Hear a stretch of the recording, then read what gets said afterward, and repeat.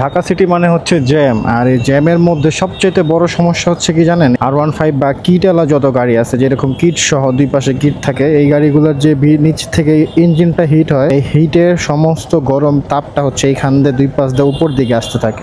যদি এটা কিট না থাকতো, কিট ছাড়া হইতো, তাহলে হইতে পারতো যে এটা চারোদিকে দিয়ে মানে গরম হাওয়াটা চলে যেত।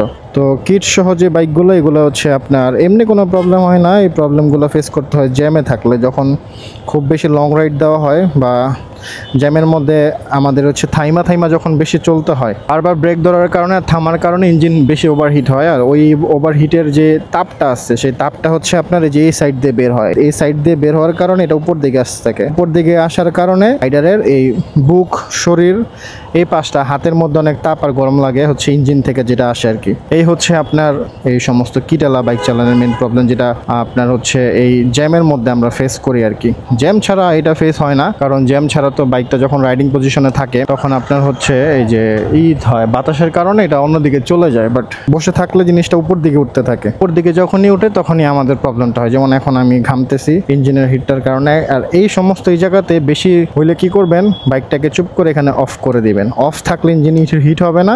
আর এই প্রবলেম থেকে বাঁচার জন্য আপনার আরেকটা উপায় আছে। উপায়টা হচ্ছে আপনি জ্যামের মধ্যে থাকা অবস্থায় বাইকটাকে নিউট্রাল করে রাখবেন না, বাইকটাকে সোজাসুজি অফ করে দিবেন। অফ করার কারণে কি হবে, আপনার ইঞ্জিনটা অফ থাকবে, ইঞ্জিনটা হিট হবে না, ইঞ্জিনটা আস্তে আস্তে ঠান্ডা হইতে থাকবে। এর ফলে আপনার ইঞ্জিনের যে গরম ভাবটা সেটা উপর দিকে আসবে না, এটা আস্তে আস্তে ঠান্ডা হইতে থাকবে, ঠান্ডা হয়ে যাবে, তারপর আপনি একটু রিল্যাক্স থাকতে পারবেন। যেমন সমস্যা আছে তেমন সমস্যা থেকে বের হওয়ার কিছু উপায় আছে, উপায়গুলো জানতে হবে, জানা থাকলে ভালো। যেমন হচ্ছে যে এখন একটা আপনাকে জিনিস জানাইলাম আমি, ইঞ্জিন কিল সুইচ যেটা, এটা অফ করে দিবেন।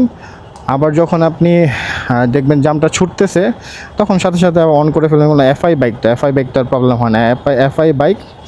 এফআই যে বাইকগুলো, এটা আপনার হচ্ছে সুইচ হালকা করে প্রেস করলে বাইক স্টার্ট হয়ে যায়, একবারেই 2-3 বার চেষ্টা করা লাগে না। নন এফআই যেগুলো আপনার কার্বোরেটর, সেগুলো একটু অনেক সময় টাইম নেয় স্টার্ট হইতে। তো ওইগুলো আবার আপনার অফ করলে আবার একটু সমস্যা হ্যাসেলে পড়তে পারেন, বা পিছনের গাড়িগুলো একটু সমস্যায় পড়তে পারে, বা তারা হর্ন বাজাইতে পারে, আপনার কাছে জিনিসটা খারাপ লাগতে পারে। বাঙালি তো জ্যাম ছুটার আগে হর্ন বাজানো শুরু করে দেয়, এই একটা আরেকটা প্রবলেম।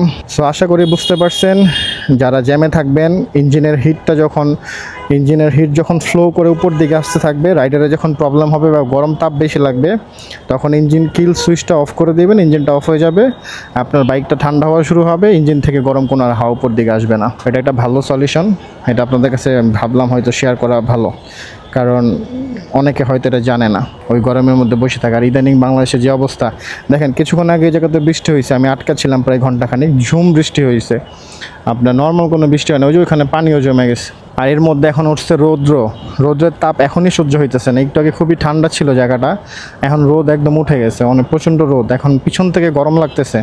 এখন এই রোদের গরম তাপ কাটানোর জন্য কোনো উপায় আমার জানা নাই। একটাই উপায় জানা থাকতে পারে, সামনে যে কোনো গাছতলার নিচে দাঁড়ায় থাকবেন চুপচাপ, বাইকার চালানোরই দরকার নাই, এই একটাই ওয়ে আছে।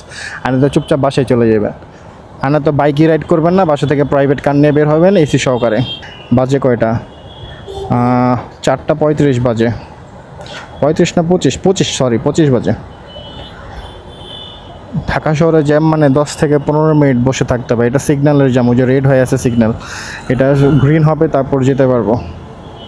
টাইম নাই, অন্য সিগন্যালে দেখি টাইম দেখায়, মানে ইন্ডিয়াতে দেখলাম প্রত্যেকটা সিগন্যালে একটা করে টাইম শো করে, এখানে টাইমের মিটার আছে ওই যে, কিন্তু টাইম উঠতেছে না, বারবার একটাই টাইম উঠে আছে, ওইটা আবার বাড়ি খাইতেছে।